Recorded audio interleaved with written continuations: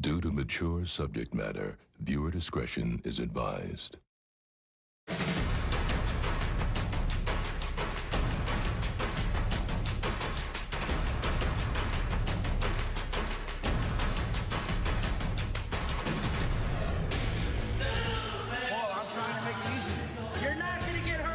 A distraught inmate is placed in the jail's restraint chair. I'm so crazy in there. I can't breathe.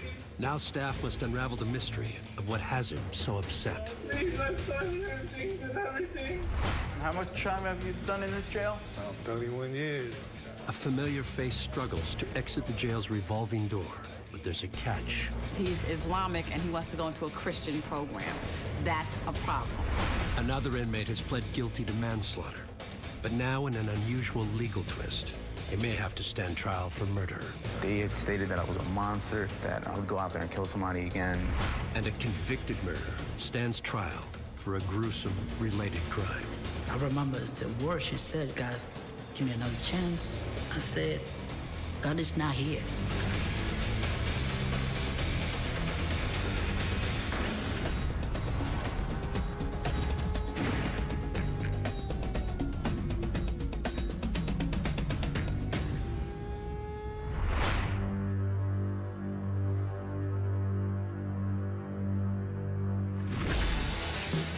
Many of the small towns in Bergen County, New Jersey, are considered wealthy suburbs of nearby New York City. But Bergen has a notable city of its own, Hackensack. And just outside downtown is the county's legal district, home to its courthouses, and the Bergen County Jail. Gentlemen, lock into your cells. You comply, you'll be allowed out shortly. It's a state-of-the-art facility. We currently have 277 sworn officers here, as well as 58 civilians. And close to 900 male and female inmates. Most have only been charged with crimes and are awaiting trial or the resolution of their cases. We out here, man. We in the belly of the beast. Many of those cases are resolved within days, but others can drag on for years. The challenge for those inmates is learning how to cope with monotony and confinement, fear and anxiety.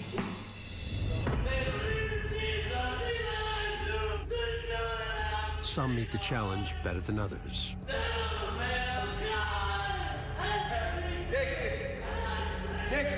Inside one of the jail's high security units, inmate Paul Dixon is having a difficult time. Paul, nobody's hurting you. Just put your hands through so we get you out of here. Dixon is naked in what is known as a single-person special management cell. He was placed there earlier in the day due to erratic behavior. His clothes were replaced with a tear-proof gown to prevent self-injury or suicide. Put your gown on. Originally, he was in a mental health housing unit and was medically cleared through a psychiatrist, and he was put in their general population. He lasted about 10 minutes. He was flipping out. Brought him back to medical. They placed him on special management. Put your hands through. Nobody's hurting you. Okay? Paul, put the gown on and come here. Paul, I'm trying to make it easy. You're not gonna get hurt. Sergeant Turi has decided to remove Dixon from his cell and place him in a restraint chair so he can be safely evaluated by medical staff. Yeah, come on, John. Paul, relax. For legal reasons, jail policy is to videotape incidents such as this one. Nobody's hurting you. Listen, nobody's hurting you, okay? Relax. Grab him, Johnny. I got the gloves on. Right to intake. Go ahead, go right there. Non-violent, taking intake. Dixon is back in jail on a parole violation. He had been sentenced to 101 days for third-degree theft. He's had prior convictions for theft as well. Please don't put me in there, hurt me. You have to put him in the restraint chair until he calms down, gets evaluated once again by the medical staff, and then we'll take it from there. Paul, nobody's hurting you. We're here to help you, all right? Relax. I'm not a bad guy. Look at me. Look at me. Nurse is gonna come in, check you out. Everything's gonna be fine. Don't let me, please. Just relax, all right? Relax, man. Relax. It's for the safety of himself, staff, the institution. It's basically a cooling off period, supervised by custody staff. Medical checks him out. Roughly an hour later, the officers return. Dixon has calmed down, and they feel he's now ready to be moved back to his special management cell. You done your time in the chair? We're gonna take you out of the chair, we're gonna bring you to South 1. I want to stay in the chair. Well, it's not what you want. It's not, you don't get what you want. This is, you know, you can't stay in the chair. We have to. I can't be in that room claustrophobic. I feel crazy in there. I can't, please. What's gonna happen if you go in the room? If you put me in medical, and no, you're not going. In the suit, I won't say a word. I'll go to sleep, please. I'm scared of that room. It's so small. It makes me feel crazy. It's the same size room. That's the thing. I can't. You have a window where you can see the outside. In medical, you have no window. Small. Please, no, I'm not lying. I need, please. I start hearing things and everything. Going over there, you chill out, you eat something, and you calm down, and you'll be all right. Dixon continues begging to be housed elsewhere, but after several minutes of coaxing, he agrees to return to his cell. Well, like I said, you'll see mental health tomorrow. In a nearby cell is Edwin Estrada, a friend Dixon met during prior stays here. Estrada says he didn't know Dixon was on the unit until he was awakened by his anguished cries.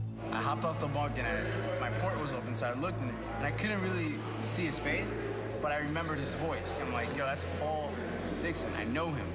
Estrada was surprised that Dixon, who's been to jail numerous times before, was so distressed. I'm not saying he was faking or anything like that, but sometimes you really do stress out in here. There's people that are not built for this.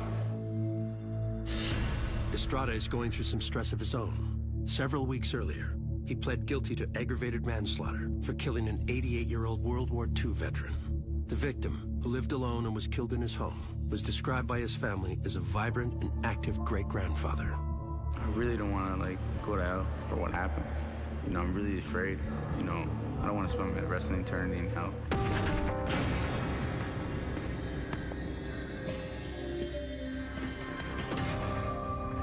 What had happened was I was smoking angel dust, and I had ended up in one of my friend's grandfather's house.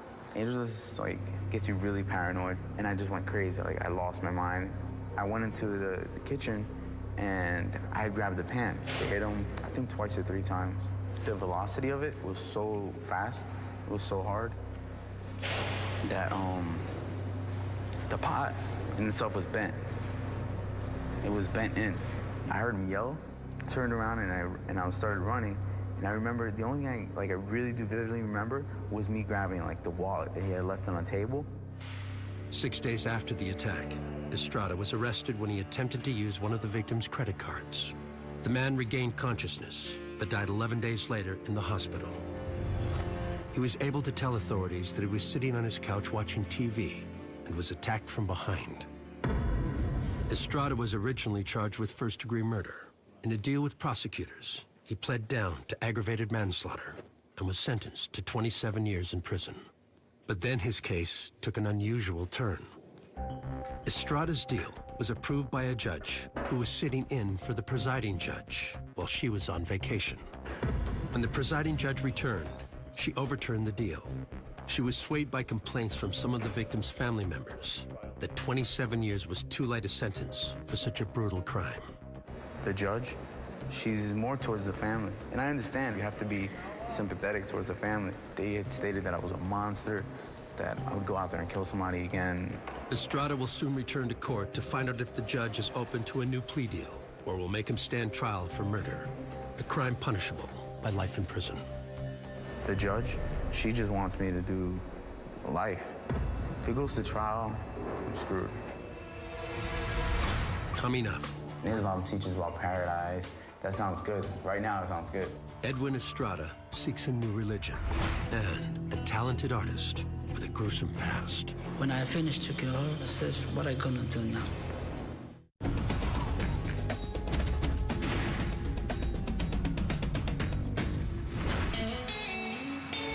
Bergen County, New Jersey is ranked as one of the most prosperous communities in the United States. But behind the walls of the Bergen County Jail in Hackensack is a very different world.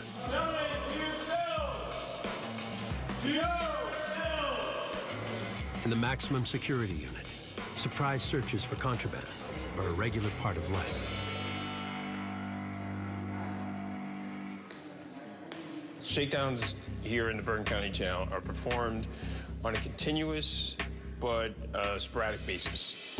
It's to catch the inmates off guard. Spread your legs. I personally don't like that they get too comfortable being anywhere. I consider it my house, you're a visitor. You get in there, you get too comfortable, too bad. We're just looking for contraband, anything that doesn't belong. As you can see, it can easily be used as a weapon. Grab someone from behind, maybe choke them. Contraband can go from as far as a weapon, and it also goes to excess. Inmates are able to buy newspapers on commissary. If they have 50 weeks worth of newspapers, it's got to go. These guys are here usually for long term, so they usually accumulate a lot more stuff. Today, Julio Flores will lose some excess items in his cell. Knock it up. Inmates are only allowed 2 pencils.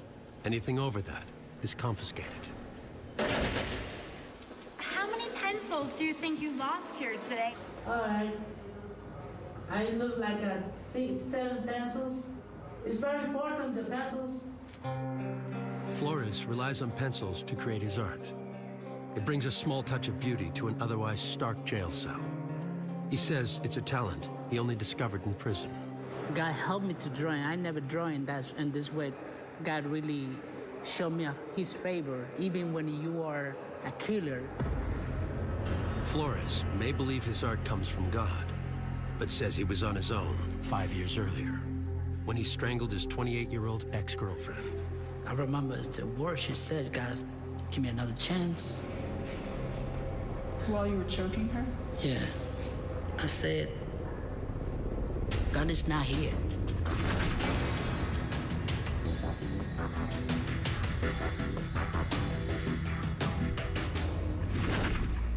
Flores killed his ex-girlfriend inside his Bronx, New York apartment. He pled guilty to second-degree murder and received a sentence of 19 years to life in a New York State prison. But now he has been extradited to New Jersey to stand trial for a related crime. So why are you in New Jersey? For bringing the members, human. The body parts? Body parts, try to hiding. Flores admits that after he murdered his victim, he dismembered her body. When I finished to kill her, and the moment I says, what I gonna do now? Because something on me come in my mind and said, you know what? Now you gotta disappear the body. Flores placed the body parts inside plastic bags and drove them to a vacant home in Bergen County, New Jersey. He then placed the bags inside buckets. How many buckets? 4 buckets, plus the big buckets, 5 buckets for all. I used the cement too, concrete, to put, you know, all over in the buckets. The owner of the house happened to stop by, found Flores in the front yard, and questioned him. I said, listen, man, I got somebody there. So look at me. What?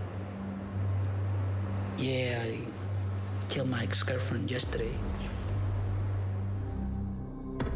Now, in addition to his conviction for second-degree murder, Flores is charged in Bergen County with desecration of human remains. Ahora pues ninguna condenación hay para los que están en Cristo Jesús.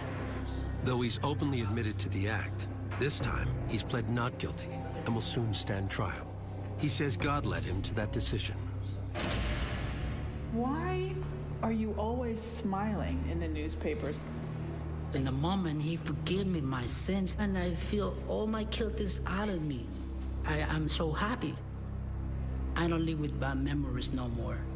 I believe she's already free. God is love. While Flores may face incarceration for the rest of his life, Paul Abdul Wiggins hopes that his days in jail are nearing an end. How much time have you done in this jail? About 31 years. 31 years. Yeah. All right, so you got 19 years on me. Yeah. Wiggins has pretty much been a regular at Bergen County since age 18. The jail no longer has his earliest mugshots on record, but Wiggins says whether the conviction was for robbery, theft, possession, or dealing, all his crimes have centered around a voracious drug addiction.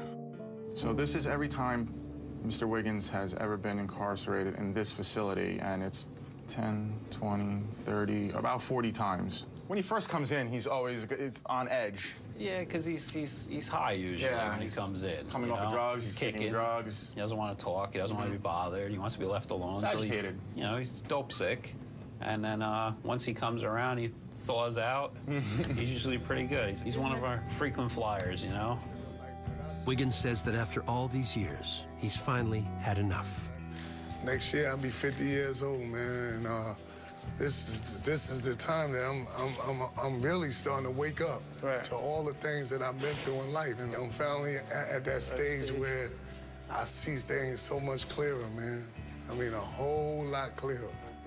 Wiggins is currently in jail on his latest drug possession conviction. This time, his judge gave him a choice. Either serve 5 years in prison or enter a long-term residential drug rehab program. Upon completion, he would be released on probation. Wiggins is working with staff to get placed into a program, but until then, he must remain in jail. You know, sometimes it's difficult, man, to explain to people, you know, like how many times I've been in and out of this system. And it's sad, really.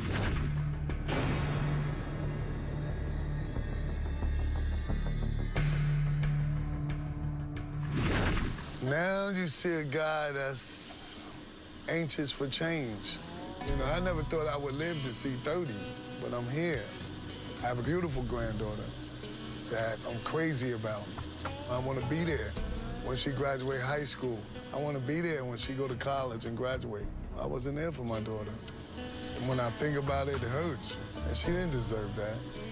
I was afraid to change at one time because I was so comfortable being where I was at. It just became an everyday routine.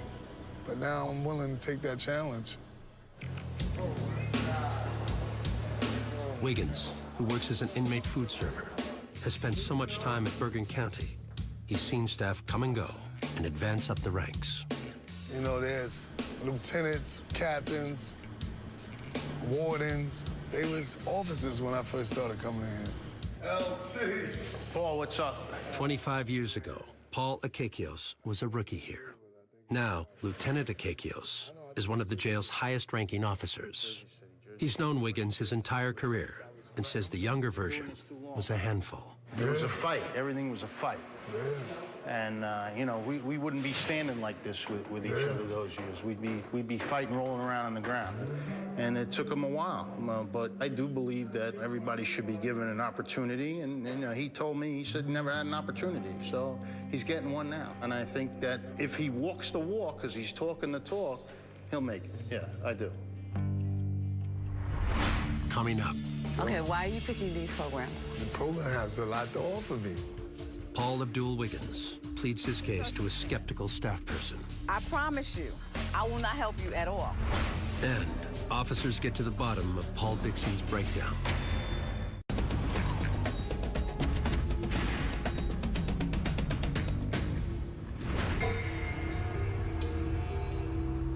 Behind the walls of Hackensack, New Jersey's Bergen County Jail,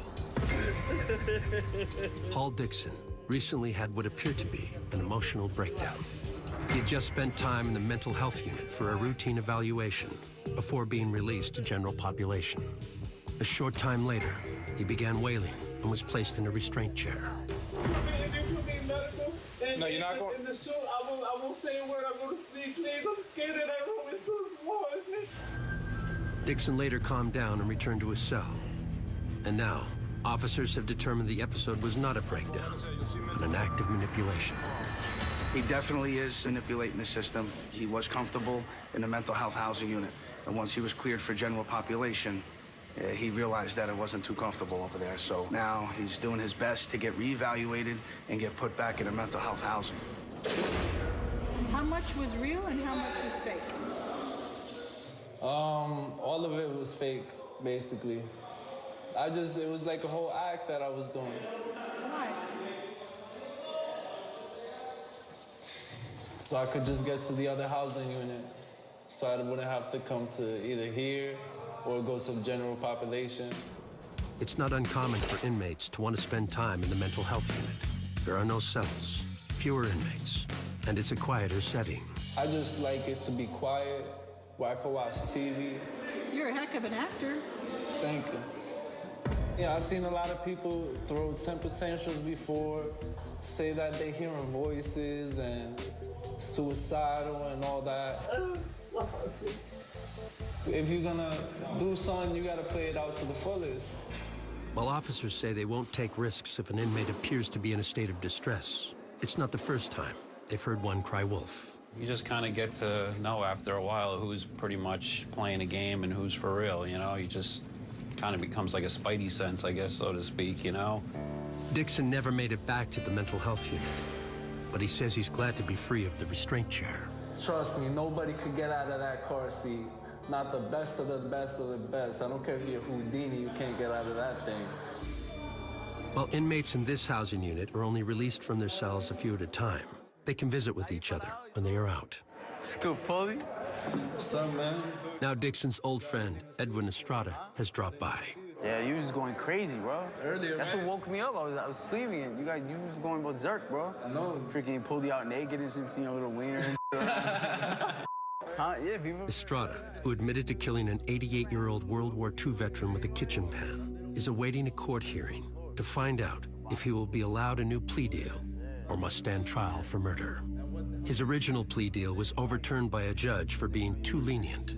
First offer was 27 years and I signed for it, but she took it back. And what did they talk about giving you? Life. Are you serious? Yeah, bro. They can't give you life for that. Yeah, they could, bro. It's a murder, bro. Somebody died. How old was the dude? He was old. Estrada has confessed to killing the man, a fact he knows could hurt him in trial and possibly result in a life sentence if found guilty. But he's equally concerned about what awaits afterlife. I really don't want to, go to hell for what happened. You know, I'm really afraid. I don't want to spend my rest of eternity in hell. I'm worried at what's going to happen after my death. We're all going to die one day, but it's like, where are you going to go? You know what I'm saying? Estrada was raised Catholic, but says now he's trying something new, the religion of Islam. You know how you window shop? That I'm religion shopping. So you're just gonna go through every religion possible to see which one? Maybe that, whichever one I'm hungry for, you know. And of late, Estrada has been hungry quite a bit. It is the start of the Muslim holiday of Ramadan, which requires followers to fast every day until sundown for an entire month. You supposed to be fasting, you ate that bologna fasting. sandwich. I never ate that bologna sandwich. As a matter of fact, you can ask him to 25, because I meant to ask him, you're my witness, I never ate that bologna sandwich. I feel more towards peace with Islam, because for some reason it's helped me settle my anger sometimes. And then Islam teaches about paradise. Right now, it sounds good. I really don't want to go to hell. Just sit down, bro. Coming up. You told me you want to be Muslim. I said, it's fine. You act, Yeah, I'm just too immature. That's just the bottom line. Edwin Estrada struggles with his new religion. And the jury returns a verdict for Julio Flores. I'm so happy, really, I'm so happy. Something touched me. Due to mature subject matter, viewer discretion is advised.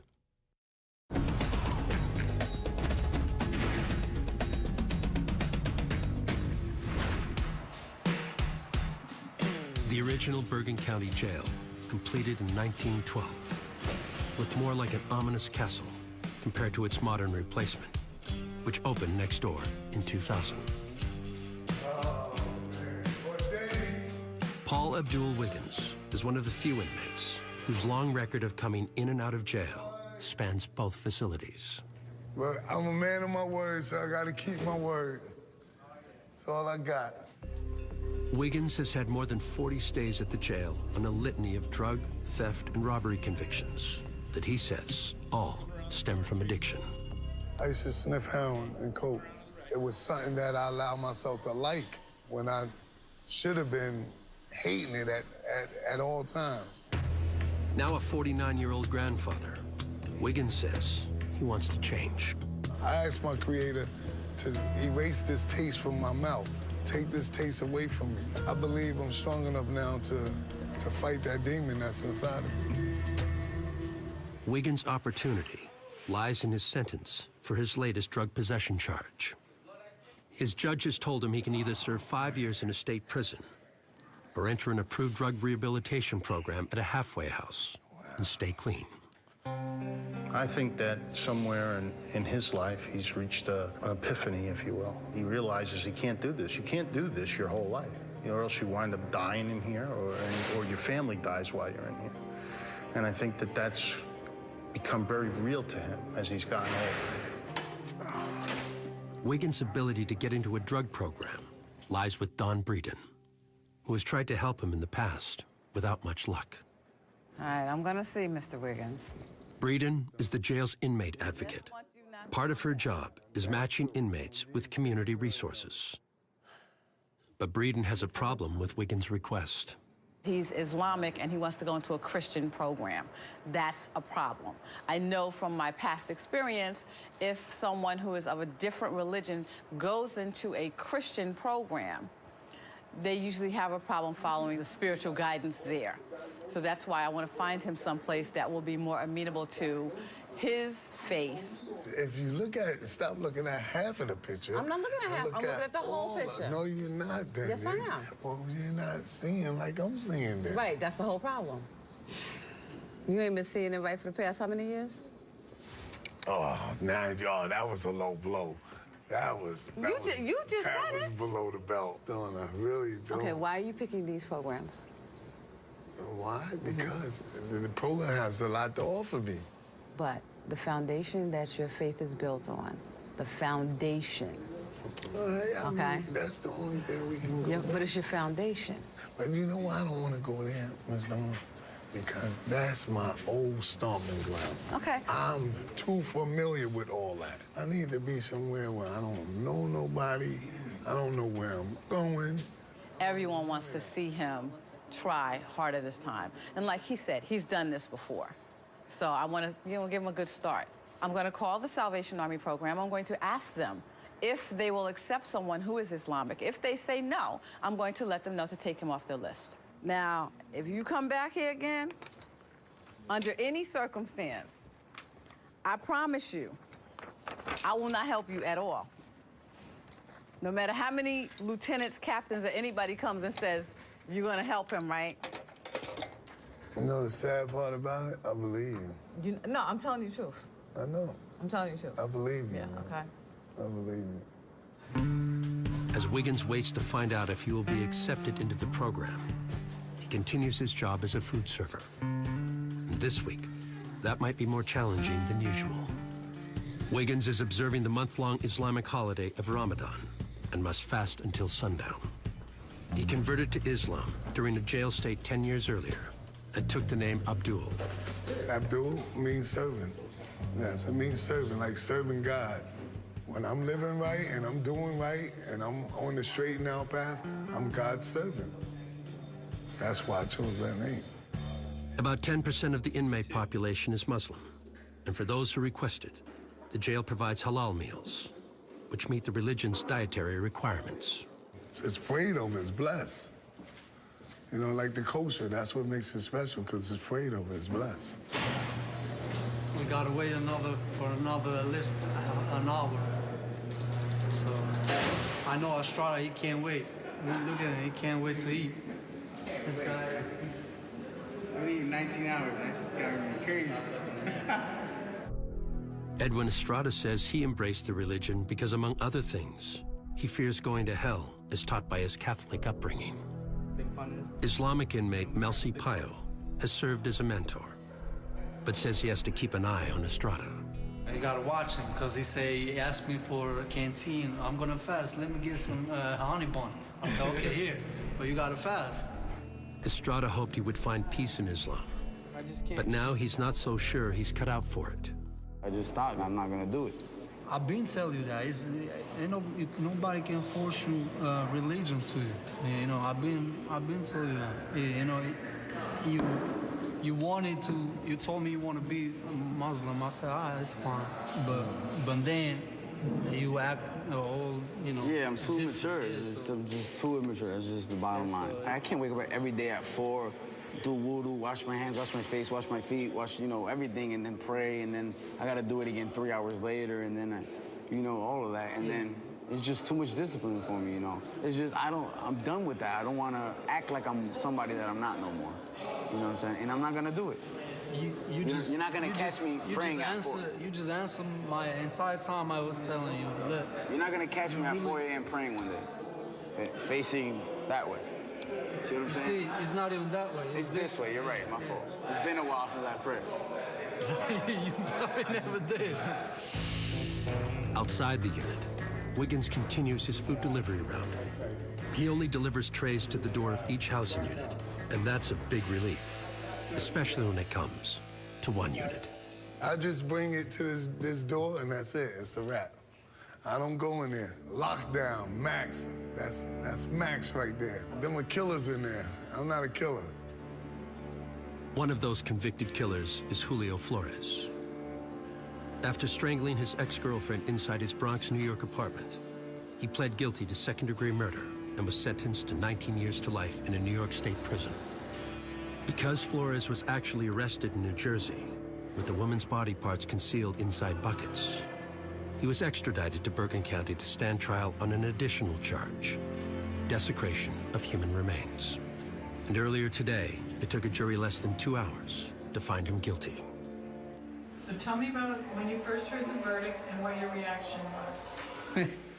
You're not gonna believe me because I'm so happy, really. I'm so happy. Something touched me and I can explain.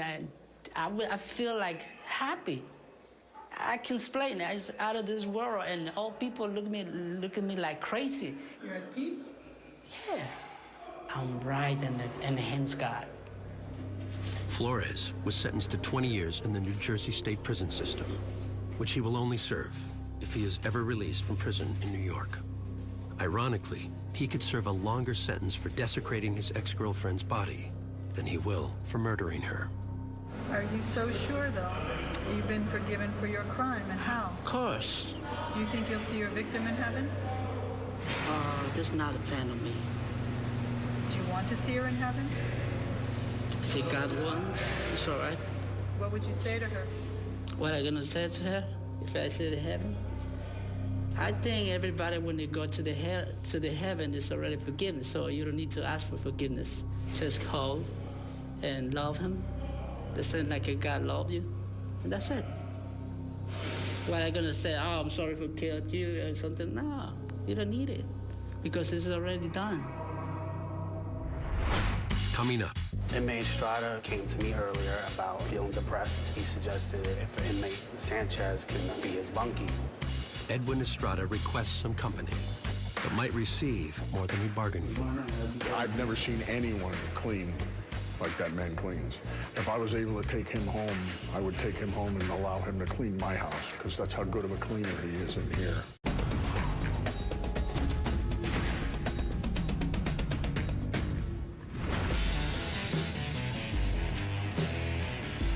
Paul Dixon's apparent breakdown turned out to be nothing more than a ruse to get moved to a better housing unit. If you put me in medical, no, you're not going in the suit, I won't say a word, I'm going to sneak. But officers saw through the hoax and returned Dixon to his cell. Now he's on his way back to general population and says he's changed his tune. He's also gotten his clothes back. Yes, I was in the chicken suit, graduated back to the orange uniform, you know, behaved, did pretty good. How does it feel to be in this? Much better. I learned that if I ever do come back, which I'm not gonna come back to jail, I'm gonna do it the right way and just take it like a man, you know? It's not worth it putting these guys through all types of hell, you know? Dixon is in jail on a probation violation for third-degree theft, but will soon be going home. I went to court today, and they granted me time served, and they terminated my probation. So I'm waiting a little bit, probably another hour or so. I should be going home, you know? And now I can see my kids, see my family again, and work my way up, get back into school, and be successful, and accomplish things in life. I'm too old to be coming to jail, so take that advice and don't come to jail. Dixon's friend, Edwin Estrada, faces the possibility of never living in the free world again. He will soon appear in court to learn if his judge will entertain another plea deal or order him to stand trial for allegedly killing an elderly man with a kitchen pan. I really do feel bad for what happened. Inside, it's hard to live with. When I first got here, I was sort of in denial. I was like, you know what, I don't need to be here. But in the back of my head, I'm like, somebody died. I need to pay for what happened. Like, that's the reality of things. I messed up so much in my life that sometimes it's like, could it get any worse, you know? I really don't think it can get any worse from now. I don't want to say that and jinx myself, but that's how I feel. Here, Estrada. Good looks. Estrada had hoped that his conversion to Islam would help relieve his stress. But he recently decided that it wasn't for him. So now, he's looking for other ways to cope. I don't know, I feel like I need a bunkie. I'm just losing my mind, being by myself. You want company sometimes. You need somebody to talk to express how you feel. Inmate Estrada came to me earlier about feeling depressed, not talking to anybody. He suggested if inmate Sanchez can be his bunkie. If it helps Estrada out anyway, then helps me out because, you know, I got a lot of things going on. We don't want any suicide attempts and stuff like that. Get your stuff. You're going 48. Now? Yeah. I need to clean the room. The room is dirty. No, he clean. He clean? Yeah. Oh, yeah? Wilfredo Sanchez is known at the jail for being clean. Very clean. I've never seen anyone clean like that man cleans. Yeah, I was gonna clean the whole room because the Sanchez needs to come in. You know, I'm gonna clean the cell out before he moves in, you know? Because, like, my mom always told me, like, when you clean, it has, like, cleaner energy and stuff. Like, you feel better and stuff. Do you have any concerns about them bunking together?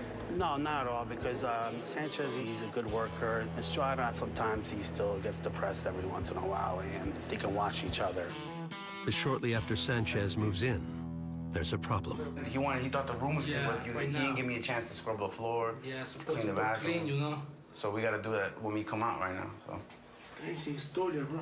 We gotta clean, that's it. What? That's the depression, though. You see my toilet? Not like that, in my sink, too. He's the cleanest man on the You team. see my toilet in the sink? Not like that, bro. Inmate Sanchez is a unit worker. We need to keep the units as clean as possible, and he does the best job out of all of the workers that we have. So I use him as often as I can. He'll go in, he'll scrub from ceiling to floor, and I mean wets the ceiling, the walls, and then he takes the squeegee and he squeegees the whole cell down. The bunks get cleaned, all the metal gets cleaned. So much shampoo, but the smell is good. I'm telling you, when he leaves, it's clean. I even allow him to clean the officer's bathroom because he does such a good job. If I was able to take him home, I would take him home and allow him to clean my house because that's how good of a cleaner he is in here. My mom tell me, say, Willie, where's your room? Your room clean, very clean? My mom, yes. And what is the toilet? Very clean. So, Edwin, did you count on this? Nah, I didn't. It smells like a rat died in here. Coming up. I'm working trying to get something like 15 to 20. I just want you to be realistic. A counselor tries to temper Edwin Estrada's high hopes before he heads to court to learn his fate. And two of my greatest fears is me dying in prison and my mother passing my money. I don't ever want that to happen. Paul Abdul Wiggins stares reality right in the face.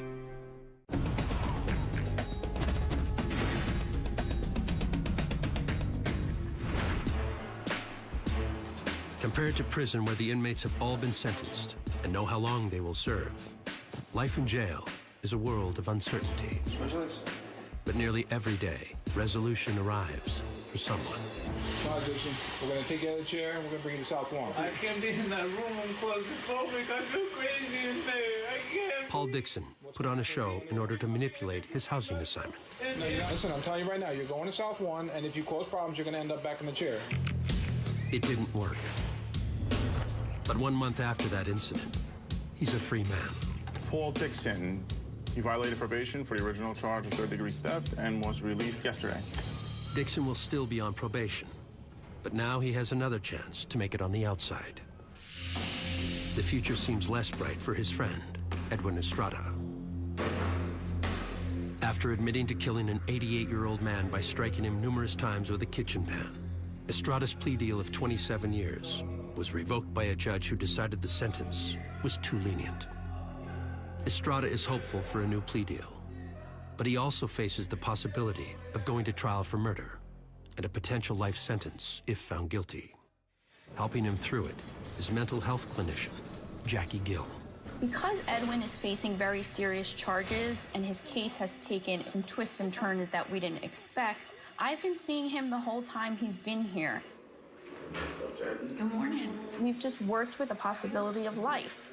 That's the reality, that he is going to prison for a long time. So to skirt around that issue would do him a disservice. On the new attorney and stuff, I'm working trying to get something like 15 to 20 with this new attorney. That would be a lot different than I'd be happy. What we planned for in the past. I wouldn't be happy, to tell you the truth. I would be content.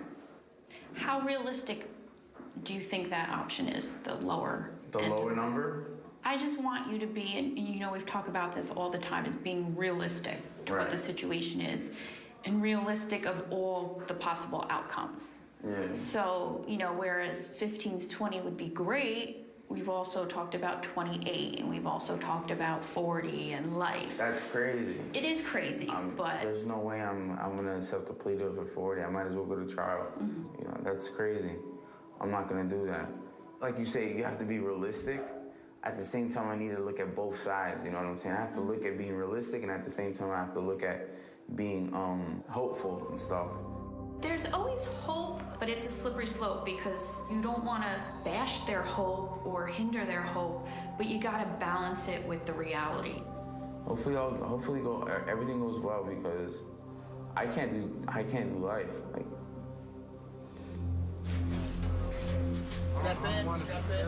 The next day, Estrada leaves jail for the court hearing that will change the rest of his life.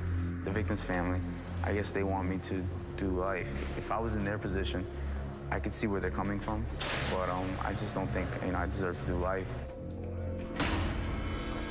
Just before he enters the courtroom, Estrada is summoned to a private meeting with his attorney, where he will presumably learn his fate. Moments later, he has his answer. There is no deal today. They want to bring me to trial, and I'm fine with that, I thought earlier you said you weren't. I guess I can't do anything about it, so I have to accept the fact that I'm going to trial. If I lose, I end up getting probably life. Estrada was 18 when he was arrested for this case. Watch your step, gentlemen, watch your step. The same age as Paul Abdul Wiggins when he first came to jail on an armed robbery charge. That was 31 years ago, and Wiggins has been in and out of jail 40 times since then. But he says now he's finally ready to take advantage of the opportunity afforded him to do better. Though she had some concerns about his Muslim faith being a good fit, inmate advocate Don Breeden was able to place Wiggins in a Christian-based halfway house, where he will receive drug counseling, job training, and life skills programs. Today, the lieutenant called me down and informed me that I was going into the program, and I should be leaving sometime next week. So I'm just hoping the program is right for me and do me some good, because this ain't doing me nothing. And this is your first program. All the years you've been going through us and coming through here, this is the first time you're ready for a program. Two of my greatest fears is me dying in prison and my mother passing mom in here. I don't ever want that to happen. That's motivation. So, before I start... Go ahead, my man. Y'all be good, all right? All right.